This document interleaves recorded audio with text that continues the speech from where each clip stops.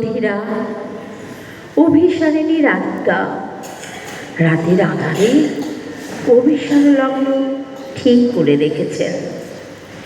কিন্তু আকাশে দুর্যোগের ঘন ঘটা, প্রবল বর্ষা, রাস্তাঘাট পেছল। এ সকল দেখে তিনি ঈষৎ হতাশ হয়ে পড়েছেন। আকাশ মেঘে ঢাকা, ক্ষণে ক্ষণে বিদ্যুৎ চমকিত হচ্ছে, সেই সঙ্গে ঝড়ের তাণ্ডব, প্রায়শই বজ্রপাত হচ্ছে, ফলে চারিদিক কেঁপে কেঁপে উঠছে। ভয়ঙ্কর দুর্যোগের পরিস্থিতি।